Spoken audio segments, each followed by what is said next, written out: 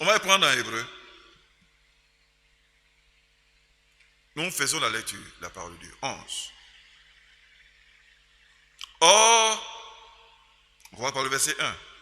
Or, la foi est une ferme assurance des choses qu'on espère, une démonstration de celles qu'on ne voit pas. Pour l'avoir possédé, les anciens ont obtenu un témoignage favorable. C'est par la foi que nous reconnaissons que le monde a été formé par la parole de Dieu. Formé, ça dit créé. Il dit, ici on a dit formé. Non. Que le monde a été créé par la parole de Dieu. En sorte que ce qu'on voit n'a pas été fait de choses visibles. C'est par la foi qu'Abel offrit à Dieu un sacrifice plus excellent que celui de Caïn. C'est par elle qu'il fut déclaré Dieu, approuvant ses offrandes, et c'est par elle qu'il parle encore, quoique mort. C'est par la foi qu'Enoch fut enlevé, pour qu'il ne vit point la mort, et qu'il ne parut plus parce que Dieu l'avait enlevé, car avant son enlèvement, il avait reçu le témoignage qu'il était agréable à Dieu. Or, sans la foi, il est impossible de lui être agréable. Car il faut que celui qui s'approche de Dieu croit que Dieu existe et qu'il est le rémunérateur de ceux qui le cherchent. Je préfère m'arrêter là. Que le nom du Seigneur soit béni, on s'assoit. Je vais parler sur la foi.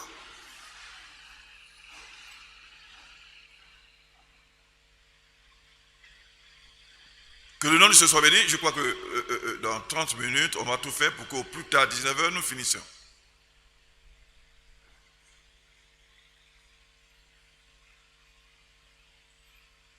Nous parlerons de la foi. Et quand on parle de la foi, je crois que le temps viendra aussi. Quand je dis les choses, rappelez-moi, parce qu'il y a beaucoup de choses dans la tête. La foi, c'est la vie de l'âme, de ton âme. C'est la vie de ton âme. Ce sont tous les sens de ton âme qu'on a regroupés, on dit la foi. L'âme a 5 sens, la conscience, voyez-vous, la mémoire, l'imagination, les sentiments. Quoi encore? La conscience, je crois. Encore, la conscience, je crois. Voyez, c'est tout ceci qui est regroupé dans la foi. Voyez-vous, ton corps a ses sens.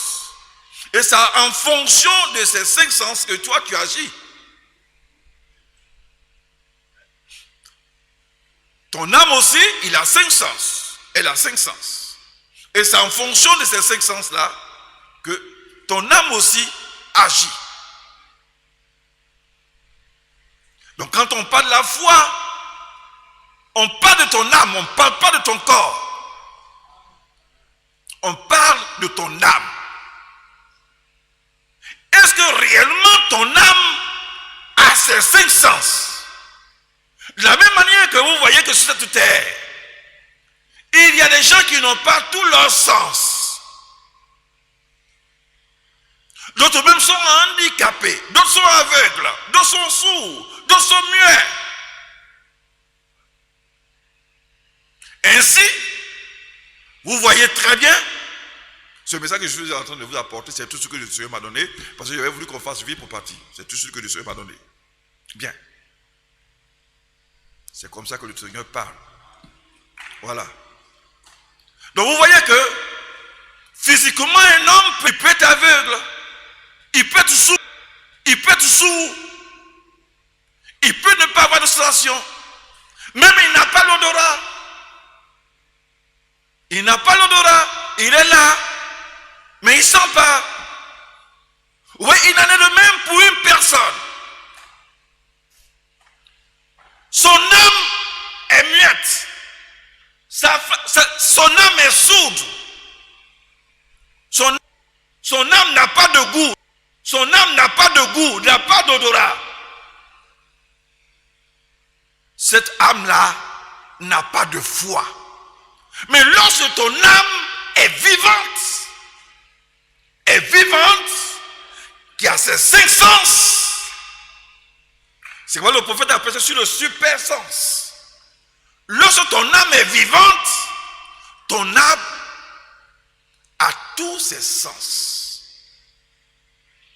C'est lorsque ton âme a tous ses sens que ton âme est vivante. Si ton âme n'est pas vivante,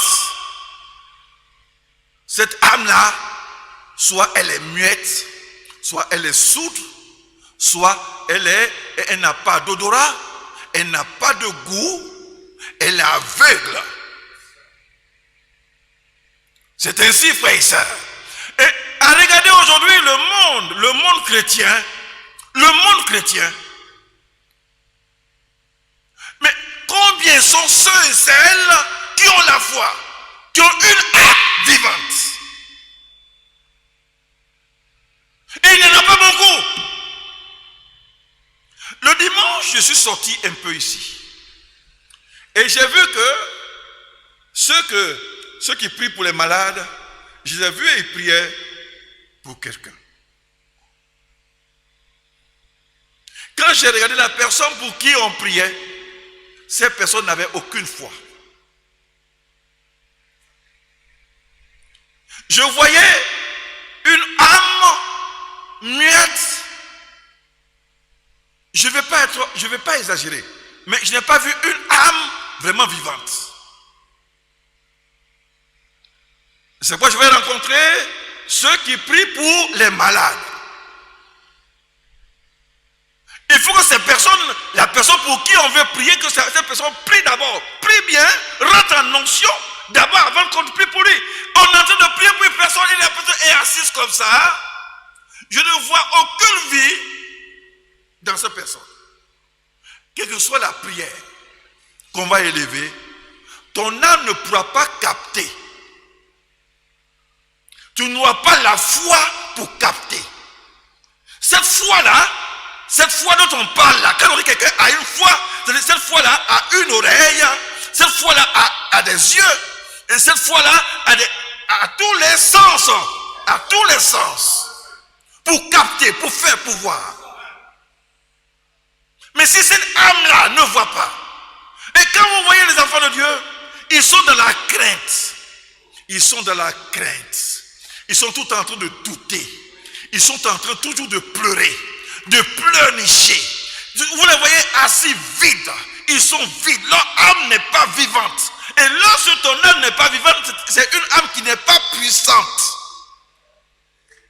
C'est une âme morte. Est-ce que je vais avoir un enfant? Est-ce que je vais avoir un mari? Est-ce que je vais avoir du travail? Est-ce que je vais avoir ceci? Tu vois, ce sont ces genres de questions que ton âme se pose. Et lorsque ton âme pose ces genres de questions, sache que cette âme n'est pas une âme vivante. Ce n'est pas une âme vivante. Est-ce que je vais guérir? Cette âme n'est pas une âme vivante. Cette âme, elle n'a pas tous ses sens. Tu dois prier pour que tous les sens, de la même manière que toi tu es là, et que tu vois, et que tu entends, et que tu sens, et que tu as le goût, et que, voyez-vous, si ton âme là, tu dis quoi? Que j'ai voulu que tout le monde, on prie juste et puis on va partir. Le prédicateur, je dis bon. Mais c'est tout de suite que Dieu m'a donné quelque chose. Il dit non, le peuple ne ira pas comme ça sans que tu leur apportes quelque chose.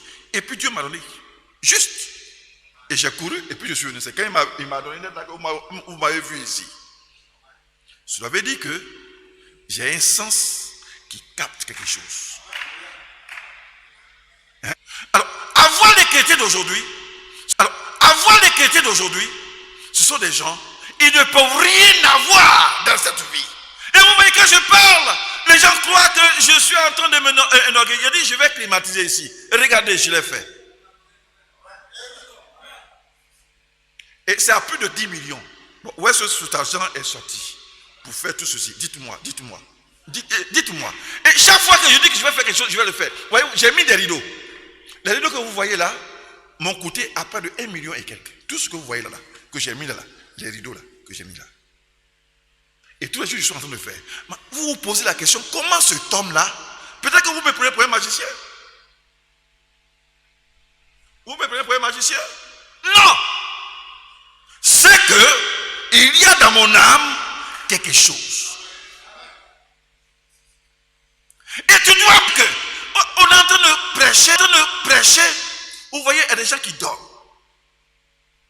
Il y a des gens qui sont assis, leur corps est là, mais leur esprit n'est pas là. Vous voyez, leur âme n'a pas tout ça. Vous voyez la foi là. Nous parlons de la foi, mais aujourd'hui, vous venez de voir maintenant la vraie signification de la foi. La foi veut dire que ton âme est vivante et que ton âme a entend, voit, sent, a le goût et a le toucher. Voici la vraie signification de la foi. Et c'est tout ce que le bon Dieu vient de me donner.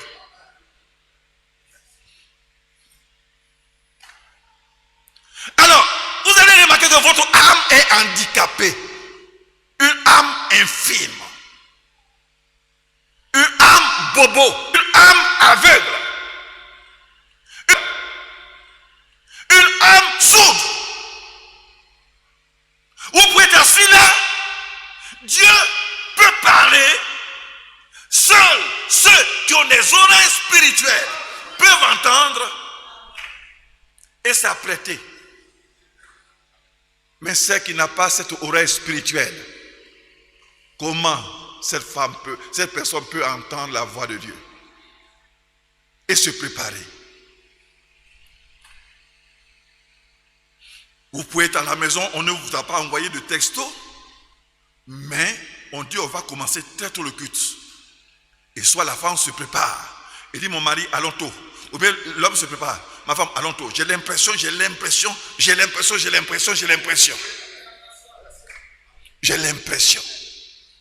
Frère, sois craint. Ah oui, c'est le summum ça. Cette femme-là craint. Attendez, c'est pas pour contempler le soleil ni rien. C'est pas pour contempler le soleil ni rien. Mais cette foi d'Abraham veut voir Dieu venir à lui. Cette foi, écoutez, dites-moi bien, marié, toi qui n'as pas de travail, la foi qui peut déplacer Dieu pour venir à toi, et puis juste une fois, pour avoir un enfant, pour avoir un mari, pour avoir une femme, qu'est-ce qui est plus compliqué? Dites-moi, qu'est-ce qui est plus compliqué? Une foi qui peut, Dieu qui est esprit, sans Dieu, un être humain, comme un être humain, est venu jusqu'à soi. La terre, Monsieur Abraham, il prend sa chaise, il s'assoit là, il dit Seigneur, je veux te voir venir là.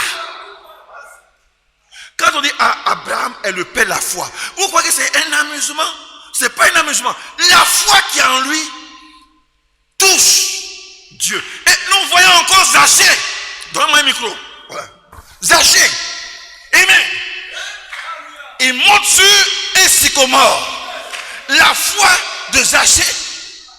Il dit aujourd'hui, je vais voir Dieu passer par ici.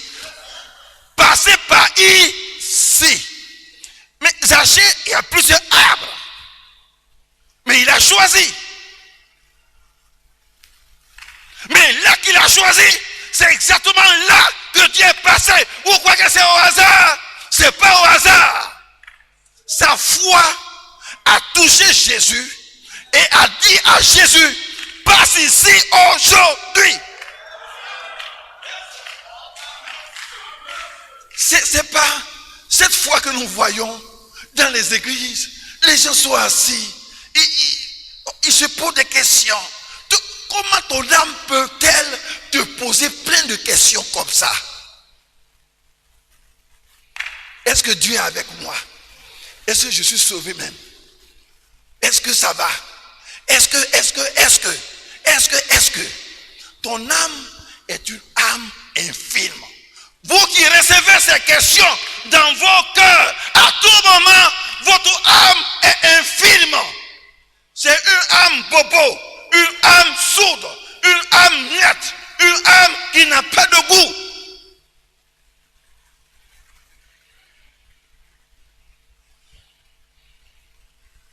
La foi d'Abraham, Dieu en esprit est descendu pour venir vers lui. La foi a fait passer Jésus là où il est monté pour le voir. Tu es sûr que tu as cette foi pour inviter le Saint-Esprit à venir en toi. Tu as la foi d'inviter Jésus-Christ dans ta vie. Avec ce que nous voyons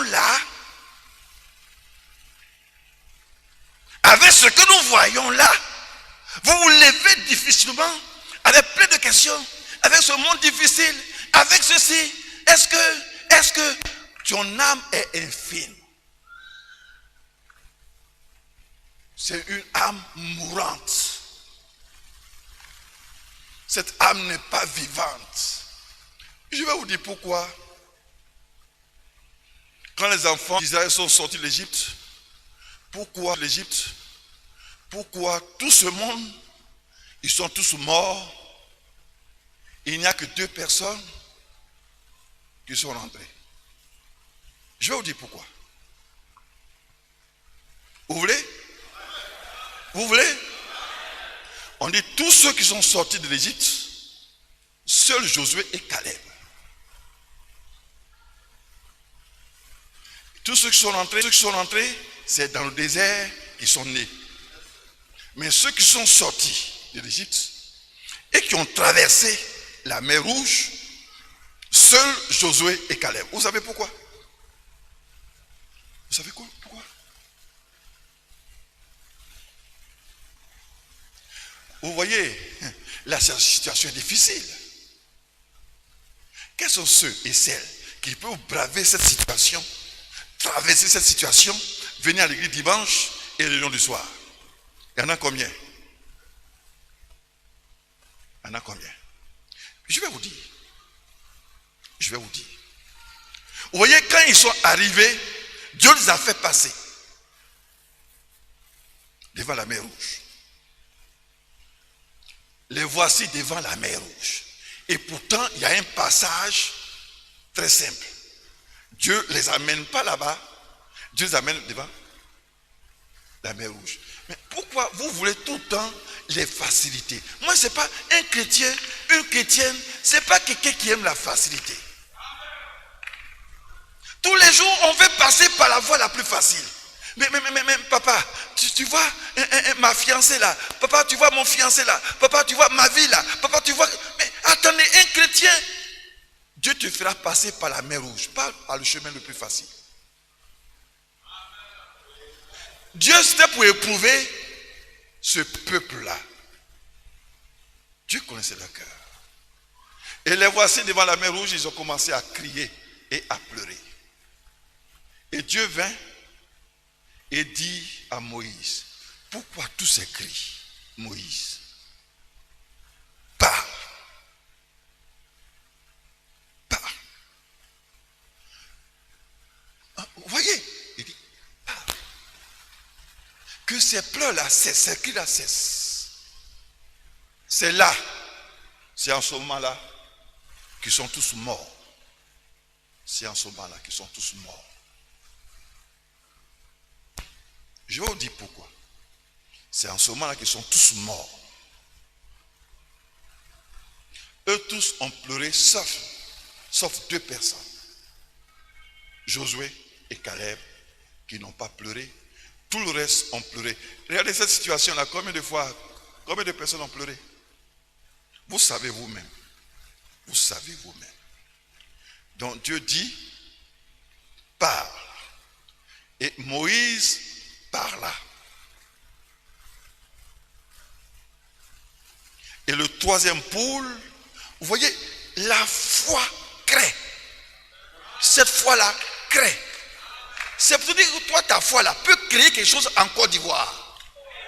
Tu es sûr? Est-ce que tu es sûr?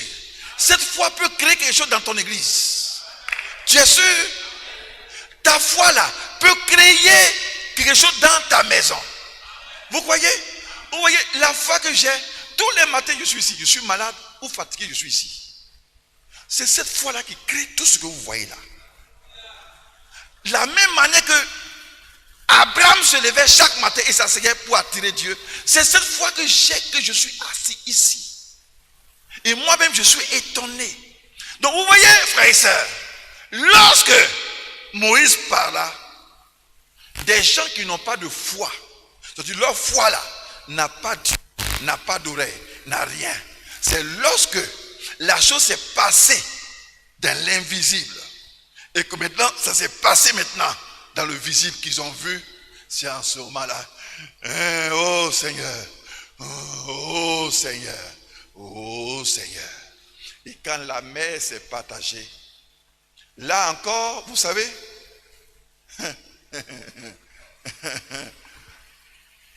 vous savez quoi? Quand la mer s'est partagée, c'est-à-dire quand on dit la mer s'est partagée, quand vous entendez ça comme ça, si votre âme n'est pas imprégnée de la chose, vous allez croire que c'est une chose facile. Regardez la simple lagune qui est là. Regardez même quand il pleut, simple eau qui passe dans les caniveaux. Vous voyez, vous entendez le bruit? Vous entendez le bruit? Vous savez combien de fois ça fait peur? Imaginez la mer qui fait environ soit 2 km de profondeur, 2 km de profondeur, ou 3 ou 5 km de profondeur, qu'un vent violent va venir pour fendre ça, pour qu'une vallée se fasse ici, une autre vallée ici. Vous croyez que c'est une chose facile? Ce n'est pas une chose facile. Et vous voyez la hauteur de, comment on l'appelle, de la mer. La hauteur touche le ciel. Parce que quand on dit gratte-ciel, qu'on appelle gratte-ciel, c'est un immeuble qui dépasse 100 mètres. C'est un immeuble qui dépasse 100 mètres. Et aujourd'hui, il y a des immeubles qui dépassent 200 mètres. Quand vous êtes en bas de cet immeuble, tu as l'impression que le bout touche le ciel, même à 100 mètres. Et imaginez la mer qui, voyez-vous, qui s'est partagée. Et la hauteur fait au moins 2 km de hauteur. Et on ne voit pas, on a l'impression que ça touche le ciel. Et qu'on dit aux gens de passer au travers. Vous croyez, ceux qui n'ont pas eu la foi pour crier devant la mer, vous pensez qu'ils ont eu la foi pour passer? Ils sont passés de corps, mais ils ne sont pas passés en esprit.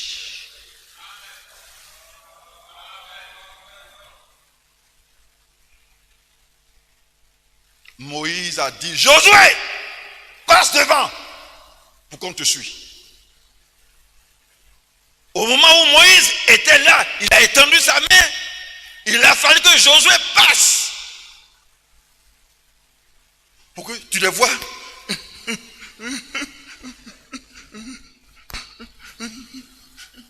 Ils ont laissé leur esprit là-bas. C'est le corps qui est passé.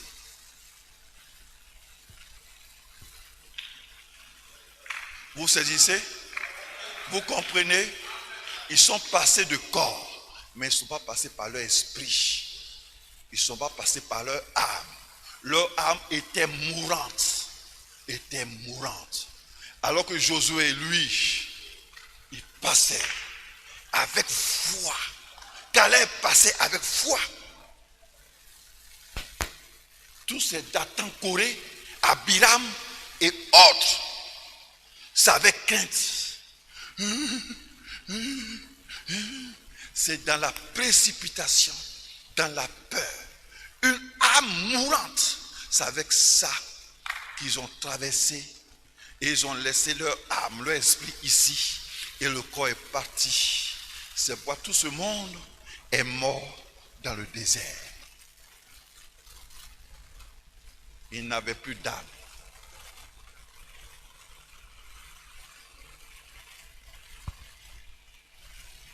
Aucune foi.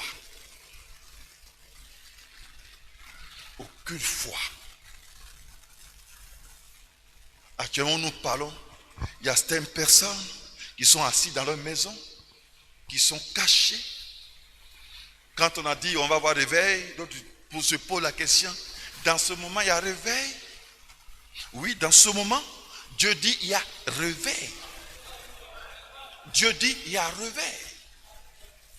C'est un moment difficile. Dieu a donné une prophétie ici. Il dit, je vais vous garder. Mais vous savez Dieu, quand il dit, je vais vous garder là, Dieu, il veut parler de ses enfants. Ce n'est pas toi qui es assis ici. Il parle à ses enfants qui sont ici. Quand Dieu dit, je vais vous délivrer, ce n'est pas tout ce monde. Mais combien de personnes ont été sauvées? Deux. Et les autres alors? Ils n'ont pas fait le sacrifice. Ils n'ont pas appliqué le linteau, le sang sur le linteau. Mais ils sont passés. Non. Imaginez, mes chers enfants, imaginez la mer qui se partage. Cette mer-là a une profondeur, je prends 2 kilomètres, je prends 2 kilomètres. Parce que la mer, il y a des endroits où ça fait 11 à 14 kilomètres. 11 à 14 kilomètres. Mais là, je prends 2 kilomètres. Et quand on dit gratte-ciel, c'est un immeuble qui dépasse 100 mètres. Et au-delà. Imaginez les bords de cette mer qui atteint des kilomètres, qu'on ne voit pas. Je vous assure, ils sont passés par leur corps, mais ils ne sont pas passés par leur esprit. Et quand des moments difficiles arrivent, le pasteur a oublié de prier, de crier. Certaines personnes qui ont la foi ont besoin de dire à cette personne, levez-vous, levez-vous, levez-vous, levez-vous, levez-vous. Et c'est par le corps que ces personnes-là, on les tient par la main pour passer au travers des moments difficiles. Mais ces personnes n'ont pas la foi, leur esprit, leur âme est une âme mourante. C'est le corps, mais leur esprit est resté avec leur âme. Une âme mourante, une âme handicapée, une âme aveugle, une âme muette, bobo. Il ne peut plus prier le matin. Leur âme est bobo. Il ne peut plus chanter. Leur âme bobo. La nuit se réveille. Quand il entend bing. Vous voyez, une âme mourante. Une âme mourante. Une âme mourante. Ce soir, c'est ce petit message que Dieu m'a donné tout de suite pour vous donner. J'espère que vous m'avez compris. Quand on dit tu as la foi, cela veut dire si ton âme a tous ses 5 sens, comme ton corps a ses 5 sens. Une âme qui voit. Une âme qui voit les choses que les autres ne voient pas. Une âme qui entend les choses que les autres n'entendent pas.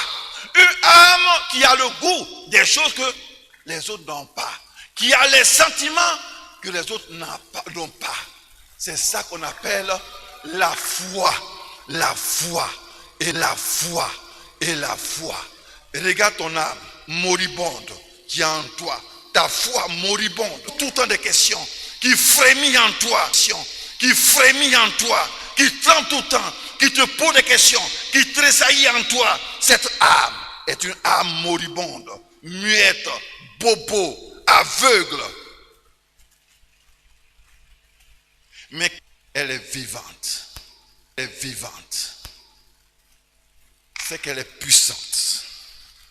Quand elle est vivante, c'est qu'elle est puissante. Et rien ne peut l'atteindre. Cette voix entend des choses que les autres n'entendent pas. Voit les choses que les autres ne voient pas. A le goût des choses que les autres n'ont pas. À l'imagination que les autres n'ont pas. À la conscience. Parce que sur l'essence de l'âme, ça. Que le nom de Dieu soit béni. Ce soir, tu peux te lever. Ta maladie, tu es là. Tu écoutes ta maladie. C'est la maladie que tu écoutes. C'est ta maladie là que tu écoutes. C'est ton infirmité là que tu écoutes. Quand Abraham se lève chaque matin et qu'il pense, alléluia. C'est pourquoi, vous voyez, cette âme-là, elle est intelligente. Hein? Abraham sait combien de fois il a prié, il s'est assis pour que Dieu soit touché et que Dieu descende pour venir à lui. Vous voyez, sur Abraham, il n'est pas resté assis. Il dit aujourd'hui, Sarah, tu sais la prière que j'ai élevée jusqu'aujourd'hui. Et ma foi a touché Dieu pour que Dieu vienne à moi. Alors, c'est moi aujourd'hui, je vais apprêter l'agneau que je vais offrir à Dieu. Et Abraham choisit ce qui est bien. Et quand on dit il a choisi là, c'est pas sur le champ qu'il a choisi. Vous pensez que c'est sur le champ? Si c'était sur le champ, il n'aurait pas la foi. Il s'est dit que le jour où mon Seigneur va venir, c'est celui-là. C'est pas sur le champ. Chaque fois, il passe, il réserve, il passe, il réserve, il passe, il réserve. Il sait exactement ce qu'il va faire le jour où son Dieu va venir. Et il allait prendre ça. Lui-même, il a égorgé. Lui-même, il a apprêté, il a enlevé la peau. Il a dépecé et dit, Sarah, aucun servant ne va préparer ça aujourd'hui. Parce que, lorsque vous appelez Dieu, ne laissez pas la bénédiction à un autre. Parce que c'est ça la vie, c'est ça la plupart du temps.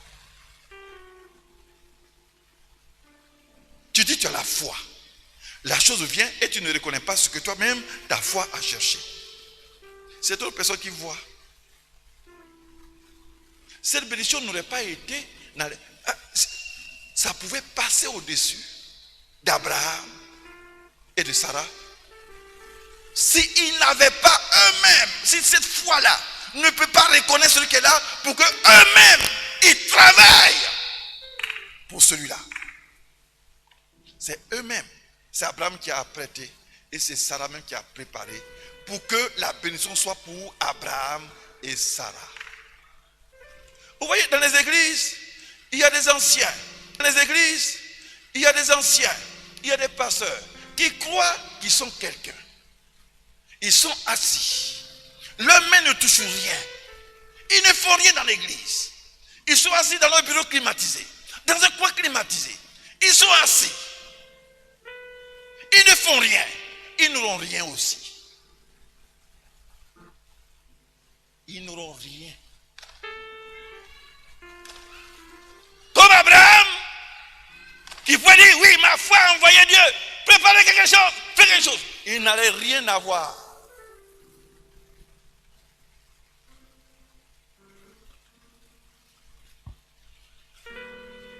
Cette foi crée. Vous voyez, le troisième pôle avec Branham. Le troisième pôle. Dieu dit, tu as la possibilité de tuer le nombre d'écureuils que tu veux. Tu en veux combien? 3. Dieu lui pose la question. 3. Il dit oui. 3. Et puis après il dit 4. Bien bon? 4. D'accord. Il dit, où veux-tu que ces écureuils soient? Vous m'entendez? Vous m'entendez? Dieu pose la question. Tu peux tuer le nombre d'écureuils que tu veux. Dis-moi le nom. Il dit c'est toi seulement? Dieu dit c'est toi seulement? Il dit oui.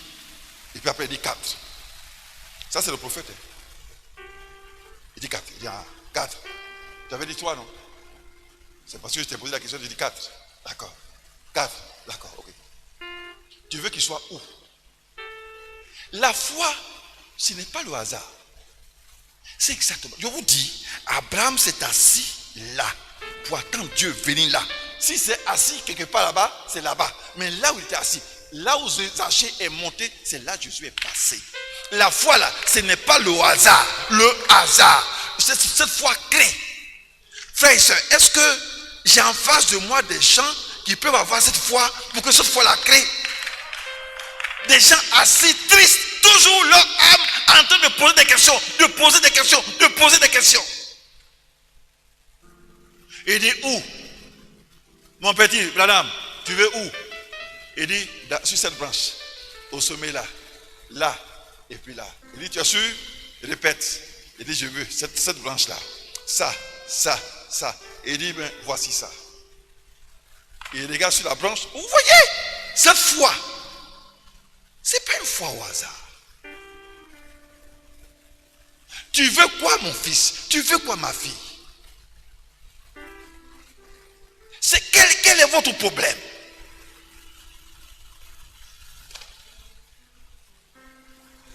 Vraiment c'est difficile. Tu vois quand on fait quelque chose, ils sont chauds, on va faire chorale. Ils sont chauds, après on ne les voit plus. On va faire groupe musical, ils sont chauds, et puis demain tu ne les vois plus. On va faire conseil des administrateurs, demain on ne les voit plus. On va faire ceci, ils sont chauds, et puis quelles sont ces personnes-là? Quels sont ces gens-là? C'est quoi cette histoire-là? Malgré la prédication, votre âme ne peut pas se réveiller.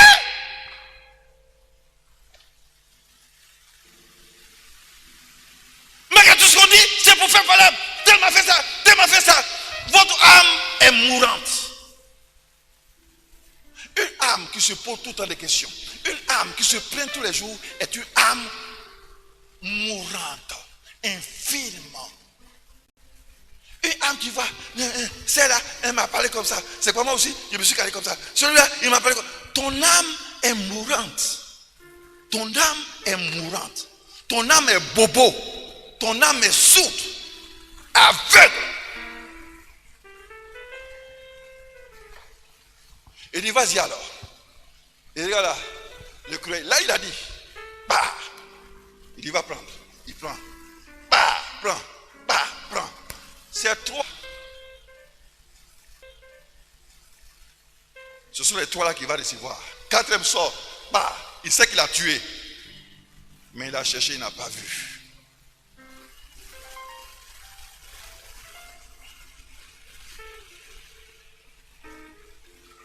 Hein? Votre âme est comment? Pour que des choses pas possibles puissent sortir de cette âme-là. Des doutes. Dieu dit, demande ce que tu veux aujourd'hui. Comme un écureuil. Et il dit, toi. Et pourtant, le prophète lui-même sait. Il y a un prophète qui a demandé, je crois, à un roi. Il dit, tu as assailli. Tu peux tirer des flèches?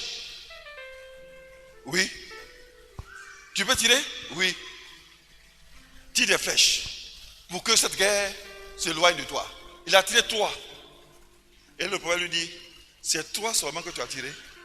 Tu auras la paix pour quelque temps. Si tu avais tiré au moins 4, cette guerre aurait pu être totalement annulée. Tu as tiré, qui t'a dit de t'arrêter? Qui t'a dit de t'arrêter? Tu tires 3 flèches. Qui t'a dit de t'arrêter? Tu ne peux pas tirer 4, 5, 6, 7. Tu ne peux pas. Et tu tires 3 et t'arrêtes. Tu auras 3 ans de paix. Mais si tu avais tiré 4, tu allais avoir la paix. Et si 5 alors? Et si 6? C'est le prophète de Dieu. C'est là ils le prennent, des gens, des imbéciles, prennent le prophète pour Dieu. Ils le prennent pour Dieu. Des gens écervelés, des blâmistes écervelés. Il dit toi, lui aussi il dit toi, comme ce roi, il dit toi. Et le Seigneur lui dit, pourquoi pas 4? Il dit 4 alors.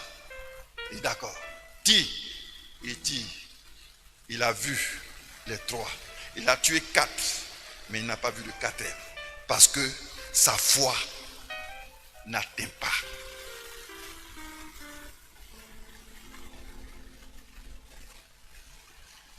Je veux 2 enfants.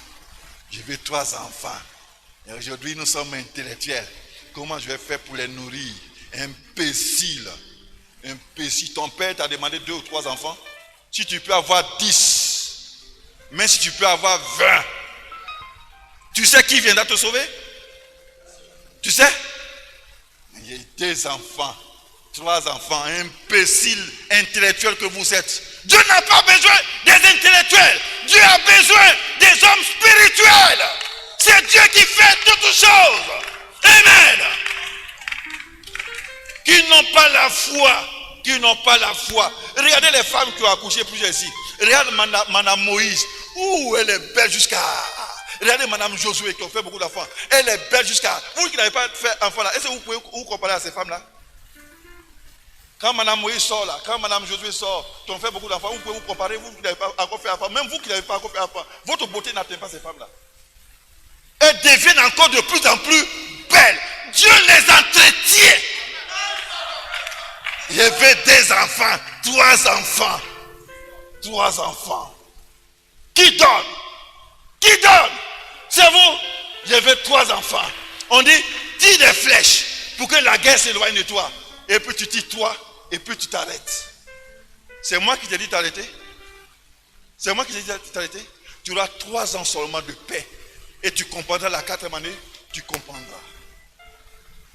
Que le nom de Dieu soit béni. Amen. Amen. Tu vas tirer combien de flèches aujourd'hui? Hein? Tu vas tirer combien? Combien d'écureuils tu veux tuer? Combien de rebelles tu veux tuer?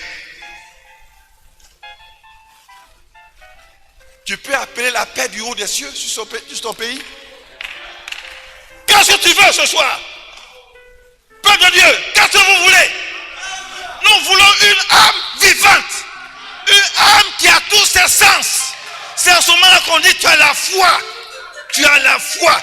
Quand on dit tu as la foi, c'est que ton âme est vivante à tous ses sens. Aujourd'hui, vous avez la